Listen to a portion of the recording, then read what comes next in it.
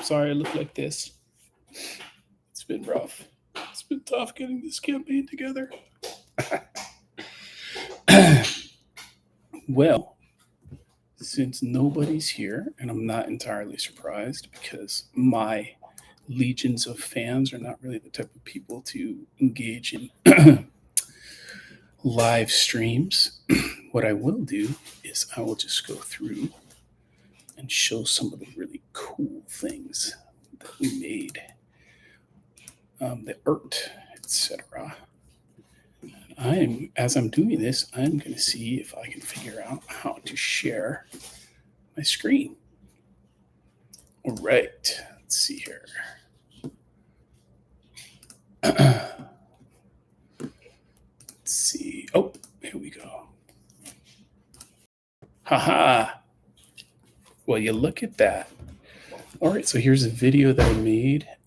This is the video that I made for the Back Cricket campaign. As you can see, it features our barbarian mother. Her name is Brunhild. But watch this. Let's see if it works. Okay, here we go.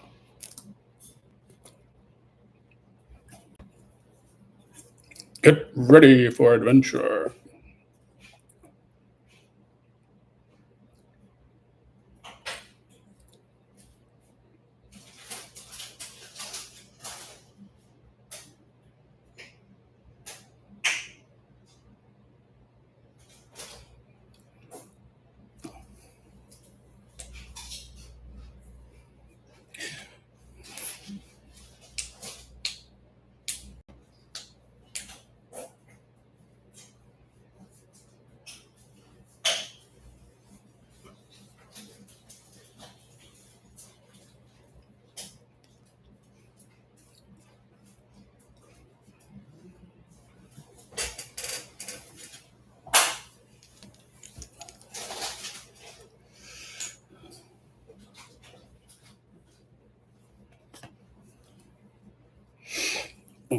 Brought to you courtesy of Canva. Let's see here. What else we got? Here's my dog, Jessie. Jessie McStinkenhammer, as we call her, in the house. And you might hear some crackling and some popping. That's my son in the kitchen making a racket, as 12-year-olds tend to do. He's a good lad. He's a good boy. So I'm going to break down some of those pictures just for fun. So give me a second here. Nobody's joined yet. That's okay. That's all right. I said I was going to live stream, so by gum, I'm going to live stream. All right. Here's what we can do.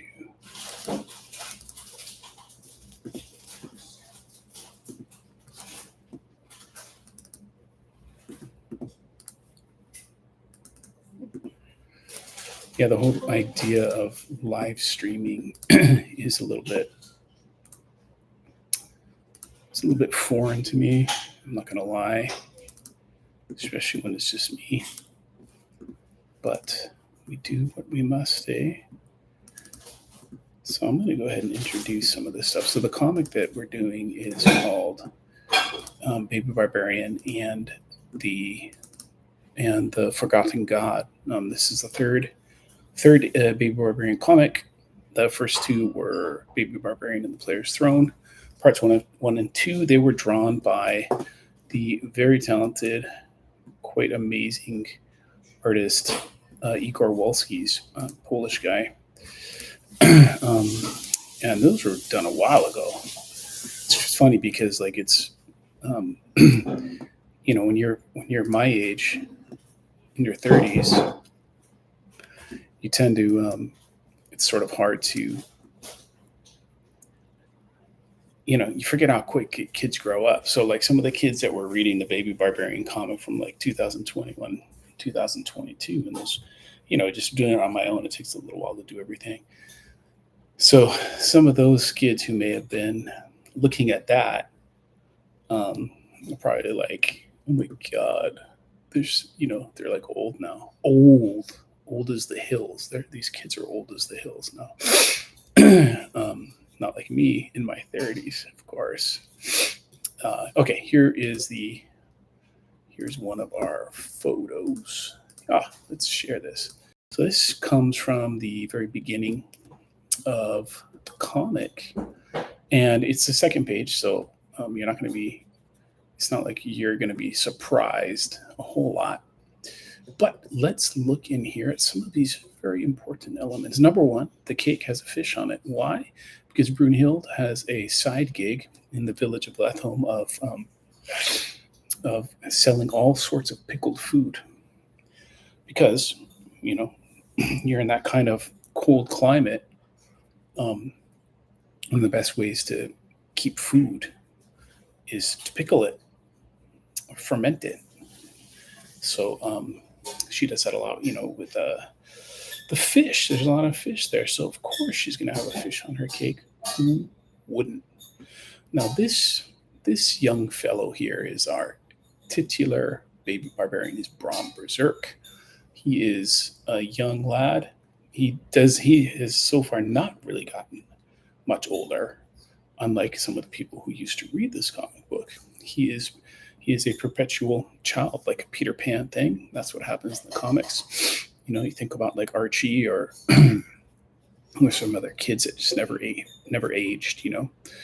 Oh gosh, the Family Circus, or there's some other kids in the comics. Anyways, so he is Brom Berserk, and I gave him. He's stylized with he has a coonskin hat. Is that what they call them? Like the ones that Daniel Boone wore. I just wanted to throw that in. It's such a throwback to sort of Americana, and it's such an old school, designator. And I just was like, you know what? I'm gonna throw a cap in like that for this lad here. It's not very barbarian, but unless I suppose you could consider the frontiersmen of America, they were kind of barbaric. And let's be honest. Now, this fellow with the big red beard is Bjorn Berserk, and he's the dad. The funny thing about these guys is they keep all their weapons like in their hair under their hat. So inside of his beards here, he has 2 daggers, and Bjorn has a giant club under his hat. I don't know how he keeps it there. He hasn't told me. It's just magic. It's magic. So this is dad. This is the son. This is the cake with the fish. Now, our friend in the middle is named Golfus Gruel, and he is actually one of my favorite characters because he's so ridiculous. He's very good-natured. As you can see, Igor opted to give him more of a Celtic look, a kilt, which I suppose matches him pretty well. And this guy is, as you can see, he's getting up there in age. He is 33 years old, so he's losing his teeth. He has gray hair everywhere. But, that's what happens when you're a barbarian in the cold, fast mountains. It's not like today when you can be like me and you can look young forever because of modern technology and innovations and all that kind of stuff and skin products. It doesn't work like that in the cold, fast mountains. Then we have this fellow behind him. This is the Thunder Priest, and he is the local priest / cleric. If you know like Dungeons and Dragons, he's got the the ability to summon lightning, because his god, the god that he is, he reps a god, is Rory Thunder Roarer. And it's kind of something. Sometimes it's sort of hard to invoke the name of Rory Thunder Roarer, because especially if maybe you've been eating something, or maybe you've been drinking some meat and you have some bread in your mouth, and it's really hard to say Rory Thunder Roarer. But in order to use his magic, he has to invoke the name. So you would think that Rory Thunder Roarer would have given himself an easier name, but again, this is just not how folks are in in the cold, fast mountains here in the world of Shenanigania. Now, this fellow here in the back, that's Wolf Foxhound, and he is the owner of the Blustering Blowfish, which is the Blustering Blowfish is the it's like the tavern in the town of Lethholm where all these folks live. Again, in the cold, fast mountains. I didn't introduce all the places, but yeah, and he's suffered from a a bad run-in with a giant fish in the bay and lost his hand to the fish. So he has sort of his own sort of tragic, like Melville like story, and he's very Melville esque, Moby Dick esque, Call Me Ishmael esque. Anyways, he's kind of a big character, but he's kind of a badass.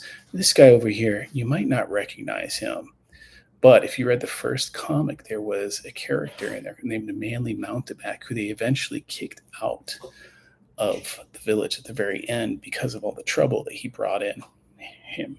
But you got to read that comic. It's Baby Barbarian 1 and 2. But if you see here, he didn't want to miss the party. He actually missed all the people and left them. So he came back and he wore a disguise.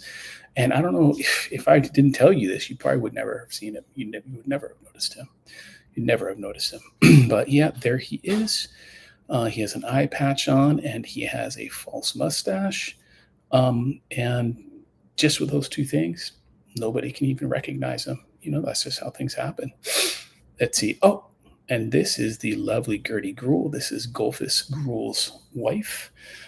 She works as a tavern maid at the Blustering Blowfish, and she also does her best to keep our friend Golfus Gruel on the straight and narrow, which sometimes means putting him into the stocks.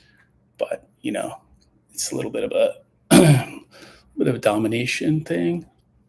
But not that kind. It's very benign. Well, I don't know if it's benign putting your husband into a pillory, but that's what happens. But in all, she's a very good-natured person. Now, if you want to look over here, what is this? Oh, this is a statue, and look at that! It is a hint of things to come. Yes, it is called foreshadowing, not to be mistaken with foreplay. Oh, did I say that? Very apologize for that. Yes, it is foreshadowing of the forgotten god of which is this story is named after. All right, is that about it? Yeah, we have our random barbarians in the background. Yeah, they are quite a group. Over to this one. Oh, how do you get this? Close window. There you go. Oh, here we are. We're back from outer space. All right, what else we got here?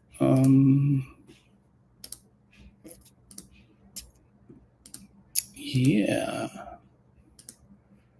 So here's another one of the things these guys. Here's another just close up of our friends.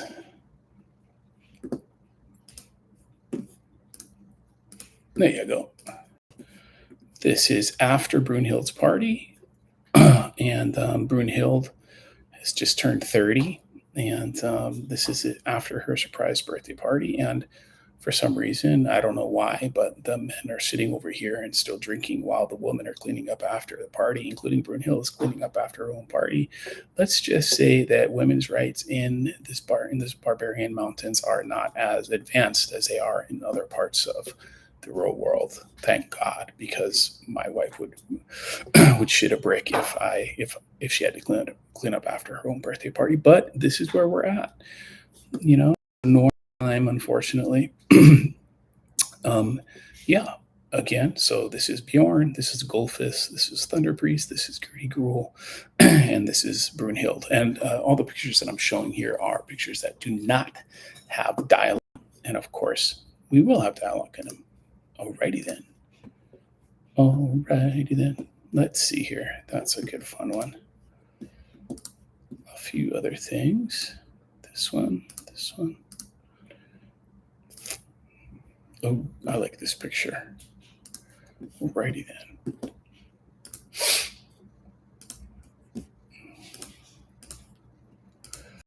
And here we have, so this is kind of a fun sequence. It's Bjorn and Brunhild are getting into an argument over whether over the fact that they have not yet returned Princess Mira, who they rescued in the first comic, Baby Barbarian and the Player's Throne. That they have not yet returned her to her family, and they promise to do that. And of course, Brunhild is ready after her birthday. She's sort of he's getting some perspective on life, and she's like, you know what, we better do this. And Bjorn, sort of, he's a pretty stubborn guy, and he likes hanging out with his friends, and he likes being he likes staying in town because he's from that town. It's a small town, and when he's in that town, he feels like king. And when he leaves that town, it's just a little bit uncomfortable. So here they are, they're arguing while they're also going out and fighting off sharks who are going after the lobsters that they have caught. Another day, just another day. Alrighty then, here we have here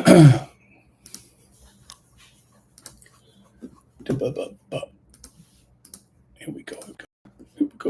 Oh, here is one of our photos. This is Mira, the one we were talking about. Mira is, as you can see by the hue of her tone, her skin tone, color, and everything. She's not from the same place that these folks are from. So she's from the south. They're from the cold, fast mountains, and she is from a region called the warm, slow desert. If you can believe that. I don't know if there's some kind of relationship between the fact that the names sort of have this sort of oxymoronic quality, but that's how things go in Shenanigania. You know what I'm saying? Yeah. So here is our man Brom talking with the squirrels. Brunhild, fortunately, because Bjorn missed the boat, the proverbial boat. He was slacking, and they took off. They're like, well, if we're not going to sit around waiting for you, we got to get Mira back to her family. Bye. Alrighty then. Let's see. Oh, this is one of our favorite. This is one of our favorite segments. Raw. This is a group of ne'er-do-wells that Bjorn and his friends run into when they're trying to catch up with Brunhild and the kids. And they are called the Murder Hobos. Let's see, we got Flanders the fighter, is this big fellow over here. He's got he's got the spoils on his back, and they've been raiding so many different people or other adventurers or maybe dungeons or whatever that the gold is literally spilling out of his out of the bag. And of course he's got good hair. He's got really strong and luscious hair, and so sometimes his helmet doesn't actually fit on his head, but he tries to do the best he can and get on top of his hair. Then this is Nero the Nimble, and he is our resident, flintlock wheel lock, pistol drawer. This is Rake the Rogue, and she's the leader of this group, and you can tell by her smile. It's not a smile; it's a grimace. It's a wry grimace that she is not to be messed with. Also, you can see that anyone who spends this much time making sure that her pants are stitched up like that into one pair is not to be messed with. And then this is Mortis the Mage, and he is, as you can see, the typical evil mage with the hat, the beard, and the Doctor Strange cloak. Wow, I just kind of realized that he's got. Don't tell Marvel. Don't tell Marvel. Okay. Last thing I need is for those guys to go after Mortis the Major, because let's be honest, they are very. What's a word? Litigious. They're very litigious. Why would they do that though? Why would they go after poor me? Poor me. All right. Now this is another one of our great photos. Classic pictures. Sorry. Oh, by the way, this was all drawn by the fantastic Brazilian artist Arthur Mask. He can be found in Behance, he's amazing, an amazing artist. And you can see he did everything. He did the pencils, he did the inks, and then he did the colors. And it's really one of those things where you need to entrust him with all of that work. So this is the Heavy Metallurgists, and they are a local band from Letham that formed to see Bjorn Berserk and his friends off. So they're singing a song with the lyrics. The lyrics that they're singing are carry over onto the different panels as Bjorn and his friend are traveling and leaving the town. So we have our drummer up here, and he's conveniently using this passed out Barbarian's helmet as one of his toms. This guy is called Bear Pants, and there was two characters that Igor created for Baby Barbarian that I was like, you know what, we'll just keep using them because they're so funny. They're just these kids, and they never say anything. They never have any dialogue parts, but they feature prominently, and they're sort of like little imps, you know? They're always doing something in the back of the panel, messing around with something here and there. So they're, you know, they're funny characters. It's this guy here, Antlers, and then this is Bear Pants. And then this is the maiden. This is the minstrel. And, you know, you can see that he's got his electric lute plugged in. Anyways, it's a hoot. That lute is a hoot. And then she's singing into the open the open rooster, which again is the kind of thing that you have to do when you're from the cold fast mountains. They don't have all the resources that we have. We need to be a little bit more understanding of that. I think, you know, when we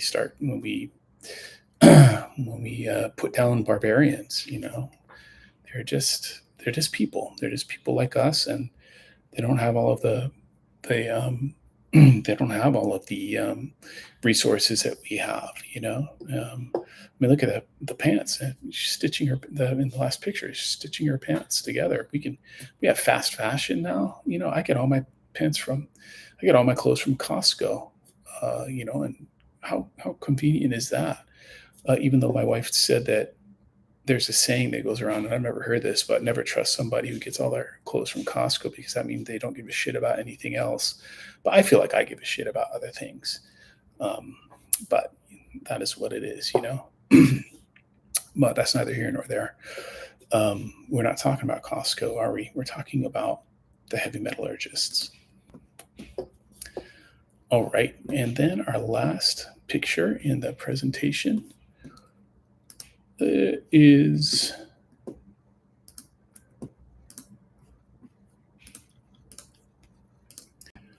well, now there's a few characters that pop up in this comic.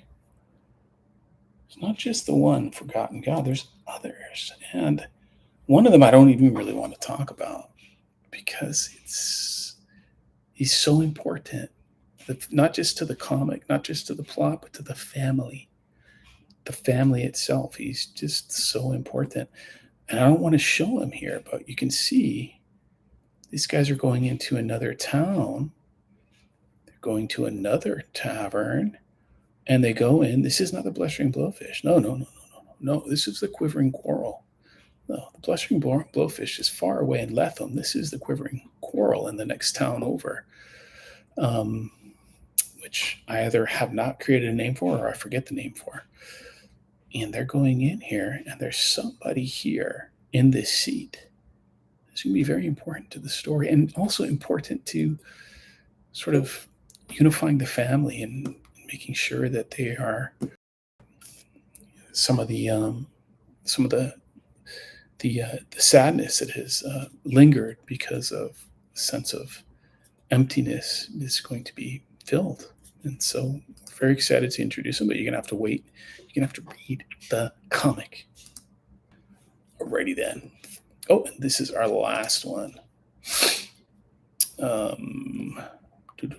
Yeah, here we are.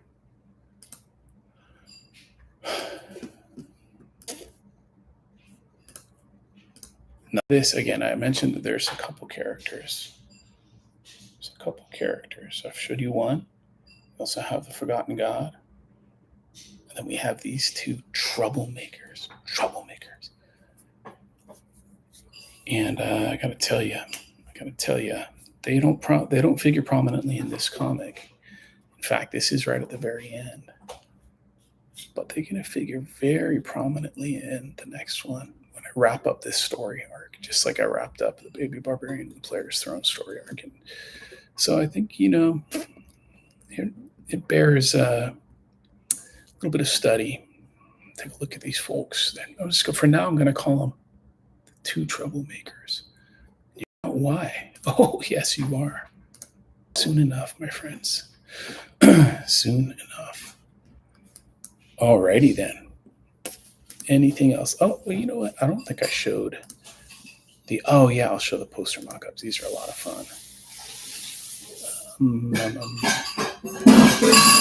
Oh my God.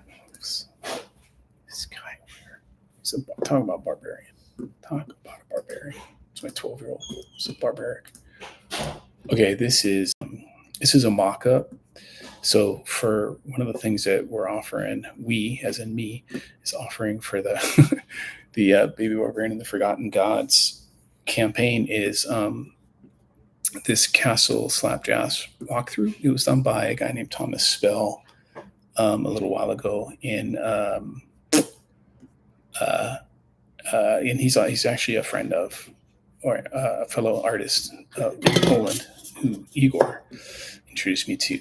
And it's this. We're gonna have these posters, but this is basically, like a walkthrough of the Castle Slapjazz, which they get deposited in their first comic, and it's really a hoot. So I kind of explained everything. And as you read the comic, and if you look at the poster, then you can see the family ends up in different parts of the of the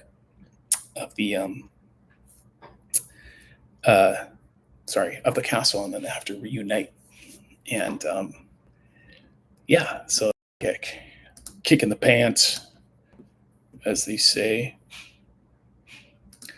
Then we have this guy. This is also a poster that we're going to be offering. And this is, lo and behold, look at that. This is Shenanigania. This is the world of Shenanigania. Now, if you could see closer, we have the Quivering Coral over here, I think. Yes. Quivering Coral. And then the Cold Fast Mountains are all the way up here. This is where we start out. And Jamie Noble, he's a very, very fantastic British artist. Does a lot of games, does a lot of art for games and covers, fantasy art. He did the map for me, and I had asked him just to put I gave him some ideas of things to put in, because thus far we've only been in this part of Shenanigania, but look at that. There's so many different places you could go, and part of it is just, and I had thought, well, let's just leave some of this stuff with very vague names. You know what I mean? Because it would be kind of fun to crowdsource the names of the landmarks and such. So, yes, sir. Anything else? Let's see. We got we're going to want to at least show you the cover. Here we go.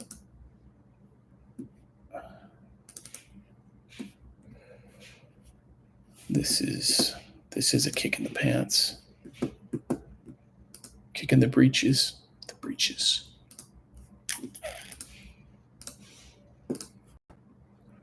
All right, so there's the cover. We have our mystery guests here, and then we have Bjorn and Brunhild. I want to show you some of the other covers. This is done by an artist, Alfo, who is Brazilian and was recommended to me by Arthur Mass, because I was trying to find a new cover artist. So my idea has been to have, we have different comics, and then there's, a story arc goes to 2 issues, and then it's a different artist does each of the 2 issues. So the two comics have the same artist and the same cover artists, and then we move on to a whole new set. Um, some gives provide some consistency, but also some variety. Variety, as they say, is a spice of life, right? Let's see. Oh, what you know? What's kind of fun is we could show. These are kind of fun. So these were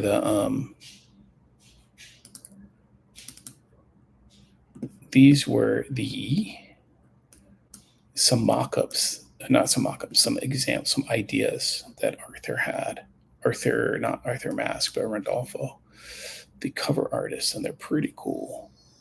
Unfortunately, let's see if I can get this to be bigger here.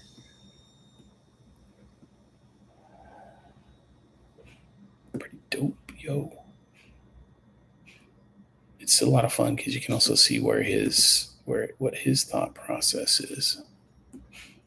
All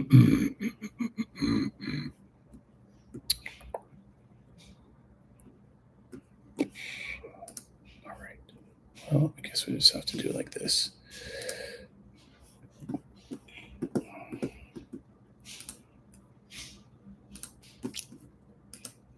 There we go.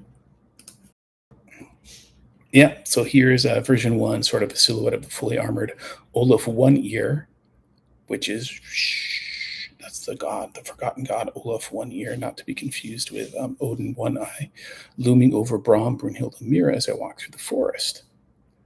Is it beautiful? Yes, it's beautiful.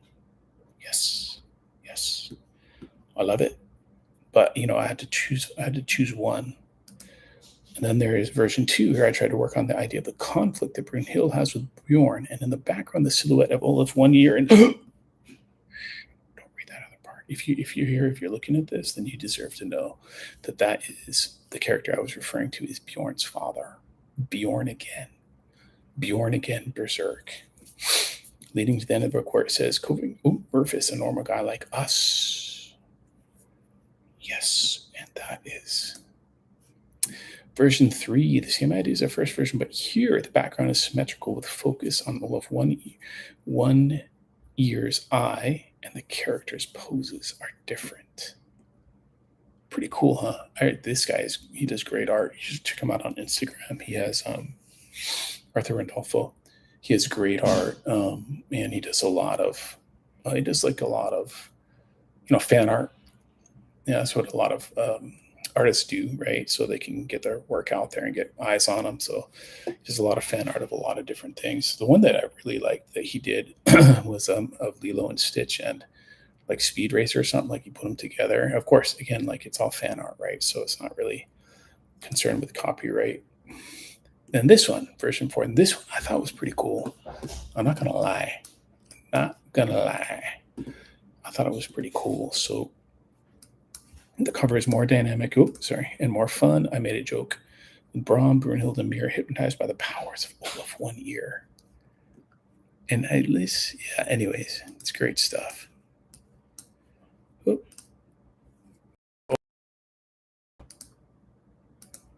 Those are the covers that he did. And there we have it.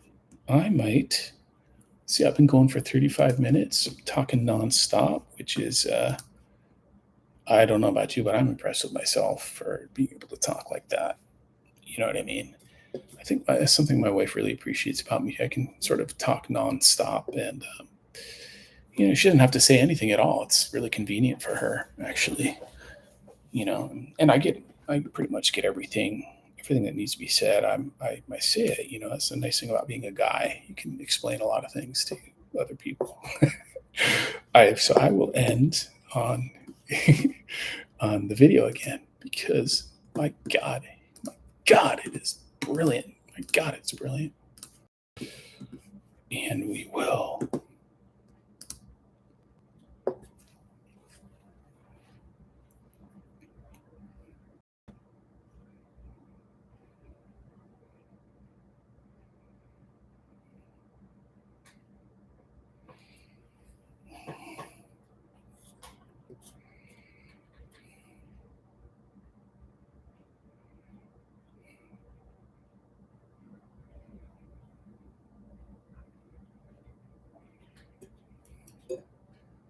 So this is the song that my son and I sang together.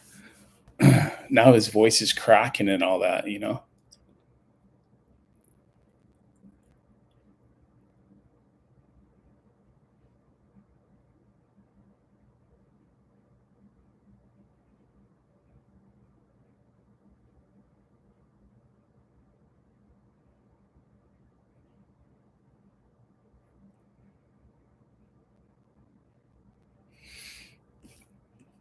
Alrighty then. Yeah. So my son and I did that song, and it was a kick.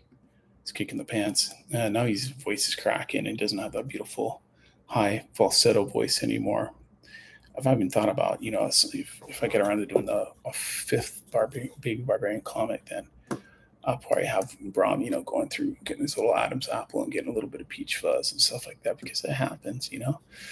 Remember that Incredibles? They had that kid who was the child actor, and then he went through puberty, became so awkward. So I'm worried about that a little bit with Brahm. I don't want him to become too awkward. I still want to be cute. But he's going to grow up, and we need to honor that aspect of life. Life, as after all, it's a full cycle. It's a full circle of reality. And we don't want to eschew that, in the just because it's convenient. Because our people in our society are obsessed with youth and beauty, and Instagram influencers and Twitch streamers and TikTok. They're obsessed with that. At least I've heard. I don't know. I stick mostly with barbarians. But anyways, thank you so much. It's been great being able to just talk nonstop. That's really something I look forward to, as I said earlier. But check out the campaign. It is live now. And I'm going to go see if anyone backed it. Bye, gum.